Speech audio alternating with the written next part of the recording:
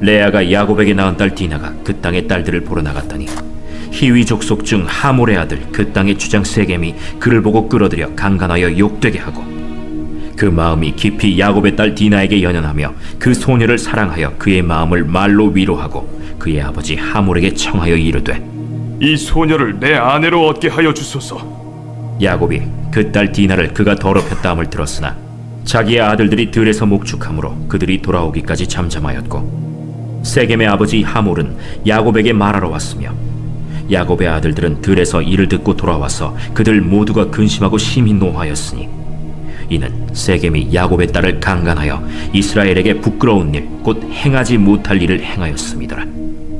하몰이 그들에게 이르되, 내 아들 세겜이 마음으로 너희 딸을 연연하여 하니 원하건대 그를 세겜에게 주어 아내로 삼게 하라.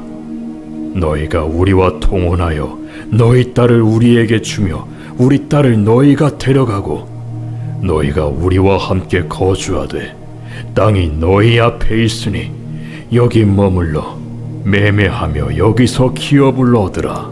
세겜도 디나의 아버지와 그의 남자 형제들에게 이르되, 나로 너희에게 은혜를 입게 하라. 너희가 내게 말하는 것은 내가 다 주리니 이 소녀만 내게 주어 아내가 되게 하라.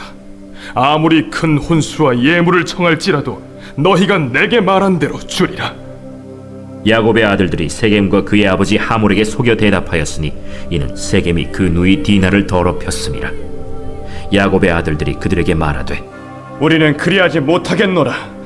할례 받지 아니한 사람에게 우리 누이를 줄 수 없노니 이는 우리의 수치가 됨이니라. 그런즉 이같이 하면 너희에게 허락하리라. 만일 너희 중 남자가 다 할례를 받고 우리 같이 되면 우리 딸을 너희에게 주며 너희 딸을 우리가 데려오며 너희와 함께 거주하여 한 민족이 되려니와, 너희가 만일 우리 말을 듣지 아니하고 할례를 받지 아니하면 우리는 곧 우리 딸을 데리고 가리라. 그들의 말을 하몰과 그의 아들 세겜이 좋게 여기므로 이 소년이 그 일 행하기를 지체하지 아니하였으니, 그가 야곱의 딸을 사랑함이며 그는 그의 아버지 집에서 가장 존귀하였더라.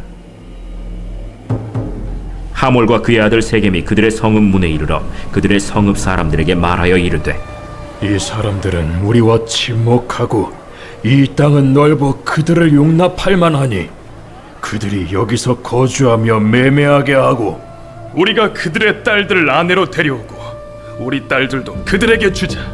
그러나 우리 중에 모든 남자가 그들이 할례를 받음같이 할례를 받아야 그 사람들이 우리와 함께 거주하여 한 민족 되기를 허락할 것이라. 그러면 그들의 가축과 재산과 그들의 모든 짐승이 우리의 소유가 되지 않겠느냐. 다만 그들의 말대로 하자. 그러면 그들이 우리와 함께 거주하리라. 성문으로 출입하는 모든 자가 하몰과 그의 아들 세겜의 말을 듣고 성문으로 출입하는 그 모든 남자가 할례를 받으니라.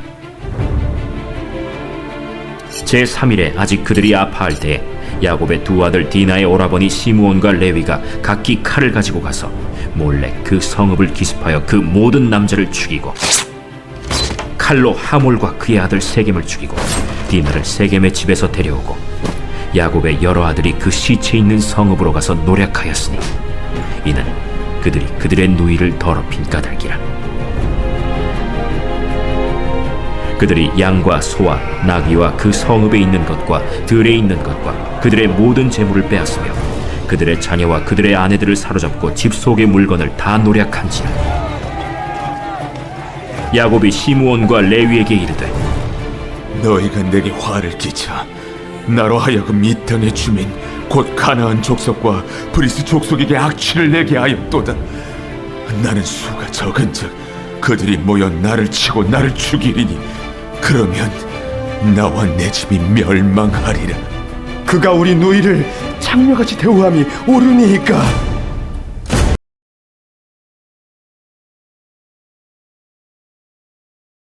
자, 오늘 말씀은 이제 야곱이 형 에서와 헤어지고 그리고 평안히 세겜 땅으로 가는 이야기입니다.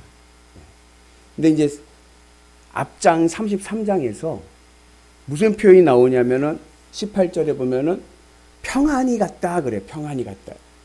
야곱이 형 에서와 헤어지고 세겜이라는 땅을 평안히 갔다. 근데 이 평안히 갔다라고 하는 이 표현이 아주 생소합니다. 성경에는 그렇게 자주 나오는 표현은 아니에요. 근데 또 아이러니한 게 뭐냐면 평안히 간 다음에 피바람이 부는 거예요. 오늘 보니까 내용을 읽어보니까 어때요? 야, 이게 뭔가 그럴 정도로 피바람이 붑니다. 지금 야곱은 평안한 시간을 보내고 있는데 세겜 땅이라는 곳에 와서 형하고 화해하고 와서 평안하게 지내고 있는데 이 평안함이 피바람을 일으키고 가정에 불안을 일으키고 불화를 일으키는 그런 계기가 됩니다. 그래서 여러분들 그 잘 될 때 있잖아요. 평안하고 잘 될 때 여러분들 신앙을 더 겸손히 할 수 있는 은혜가 있기를 축복합니다. 잘 된다고 해갖고 막 그냥 사치 부리고 막 이랬다가는 그러면 오히려 더 어려워질 수가 있네요. 그래서 더 겸손하고 더 믿음 안에서 살아가는 은혜가 있기를 축복합니다. 그래서 이제 내용은 이런 거죠. 야곱에게는 외동딸이 하나 있었습니다. 그래서 지금 자녀가 12자녀인데 11명의 아들과 1명의 딸인 거예요. 외동딸. 얼마나 이뻤을까. 그죠? 아버지로부터도 사랑 많이 받고 오빠들로부터도 사랑을 많이 받았을 거예요. 그런데 그 디나가 마실을 나갔다가 놀러 나간 거 친구들 만나러 갔다가 그만 그 지역 세겜 땅의 추장의 아들, 그러니까는 이제 앞으로 추장이 될 지도자죠. 그 추장의 아들 그 이름도 세겜이죠. 이 세겜에 의해서 이제 겁탈을 당합니다. 그렇게 겁탈을 당하는데 이제 이 세겜 추장의 아들이 첫눈에 반한 첫눈에. 여러분 첫눈에 반한 사랑을 하셨나요? 이창범 권사님, 문혜영 권사님 첫눈에 반하셨죠? 예. 중학교 때부터인가요? 고등학교 때부터. 첫눈. 어떤 분들은 내 이상형도 아닌데 이상하게 첫눈에 반하는 경우가 있어요. 예. 이거 제가 예전에도 한번 얘기한 건데 믿거나 말거나 한 얘기인데 이스라엘의 히브리 대학에서 연구를 했어요. 초파리로. 예. 초파리로 연구를 했는데 초파리 짝짓기를 가지고 연구를 해가지고 낸 결론이 뭐냐면 첫눈에 반하는 경우가 있어요. 그냥 말도 안 하고 안면도 없고 인사도 없는데 딱 보는 순간 첫눈에 탁 찌릿하는 것은 왜 그런지 아세요? 여러분들 뱃속에 있는 대장균이 같기 때문에 그렇습니다. 그 사람과 나와 배 대장균이 똑같구나. 그래서 이게 이 초파리 실험으로 해가지고 짝짓는 것들을 보고서 봤더니 그 대장균, 뱃속에 있는 균들이 같은 것끼리 모여서 짝짓기를 하더라는 거예요. 그래서 이제 그런 가설을 내기도 하고 그랬어요. 하여튼 이제 첫눈에 반해가지고 겁탈을 했어. 그래도 이 세겜 추장의 아들은 그래도 그 디나를 엄청 사랑한 거예요. 그리고 난 다음에 뭐라 그래요? 아버지한테 가서 나야 디나랑 결혼하게 해달라고 얘기합니다. 이 사건과 유사한 사건이 다윗의 자식에게도 있었습니다.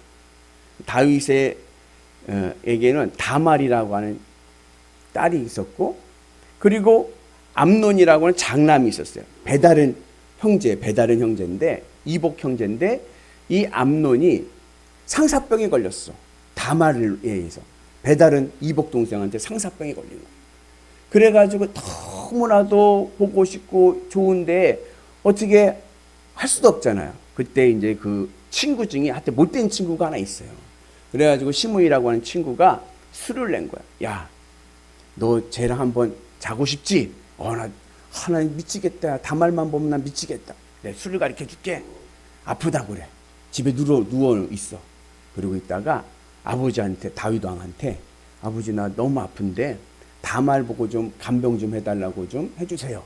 그러면은 아무도 의심하지 않고 와서 너 간병할 거야 다말이. 그때 덮치면 니야.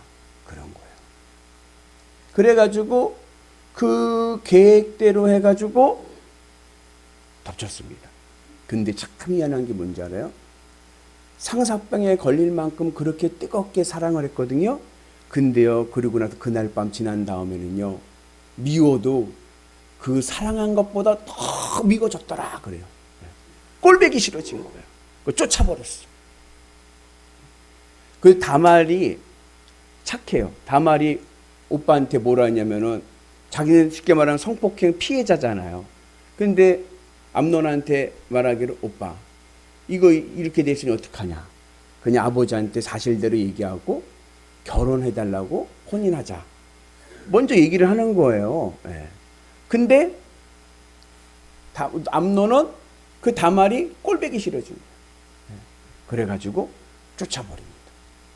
그 이야기를, 그 사실을 이 다말과 같은 배에서 난 오빠가 알게, 압살롬이라고 오빠가 알게 된 거예요. 그래가지고 다 기회를 받다가 암논을 죽여버리죠. 근데 그런 거에 비하면 이 세겜 추장의 아들은 그래도 좀 나아. 결혼하겠다는 거예요. 혼수, 뭐 결혼 지참금 얼마든지 요구하면 다 주고 내가 결혼하겠다 그러는 거예요. 그랬더니 이 야곱과 야곱의 아들들이 뭘 요구해요? 우리는 하나님을 믿는 백성인데 우리는 할례를 하는 민족이다. 그러니까 네가 정말 우리 여동생을 사랑한다고 하면 뭐하라? 니네 마을 사람들 다 할례를 받아라. 네가 추장이니까 할 수 있지 않니? 그리고서는 할례를 요구합니다.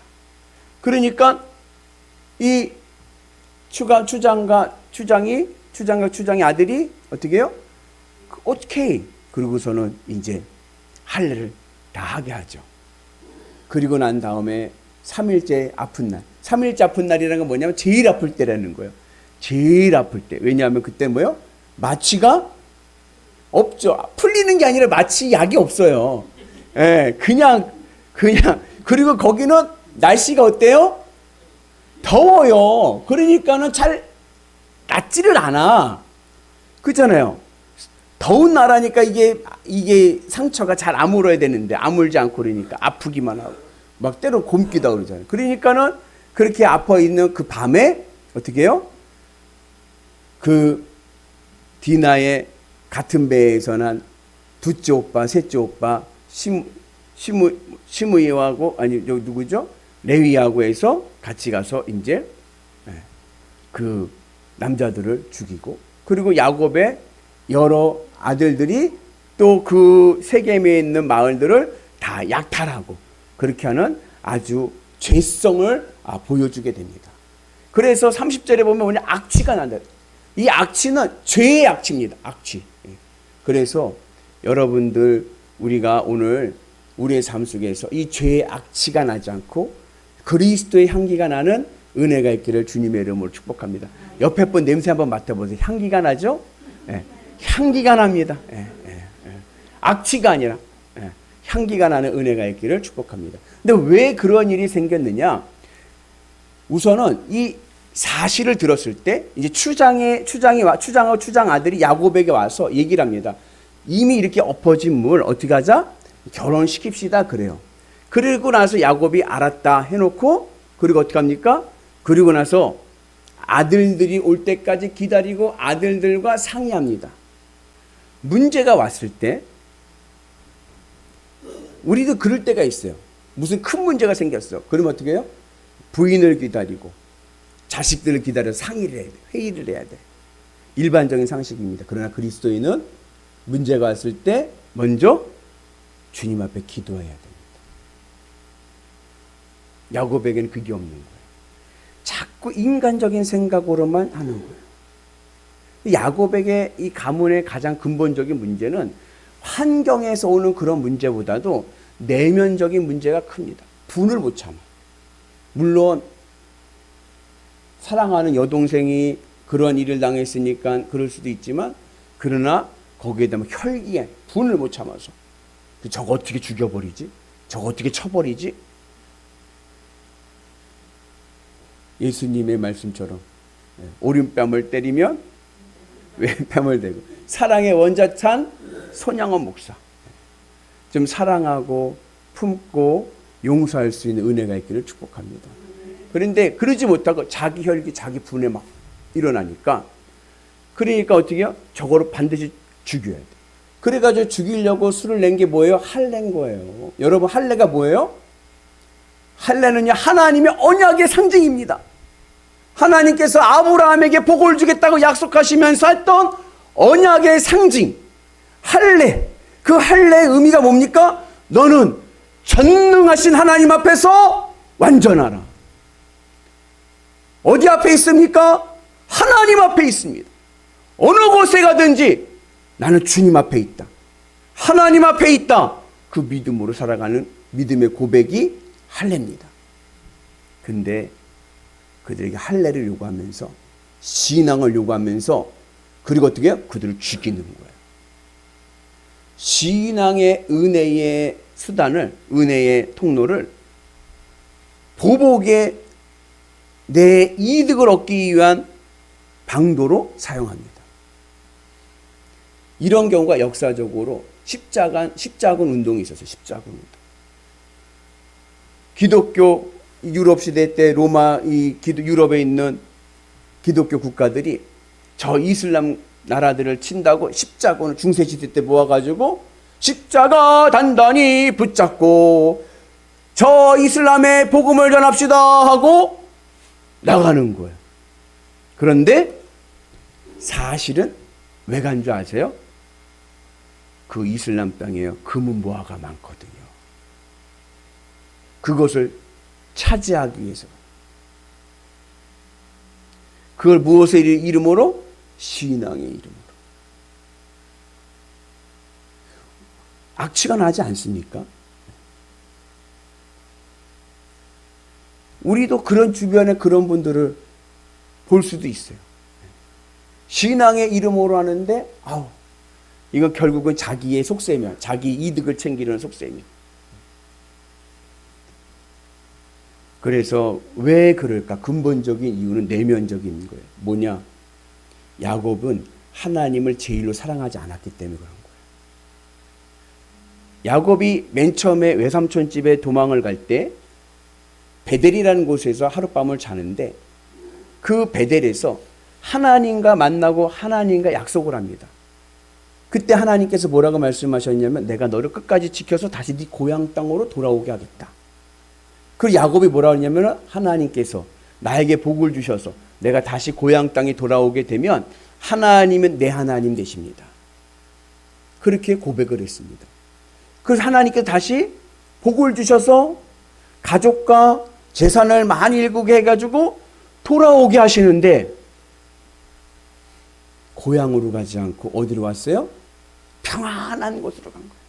에이, 믿음이 뭐 중요하냐? 평안한 게 중요한 거지.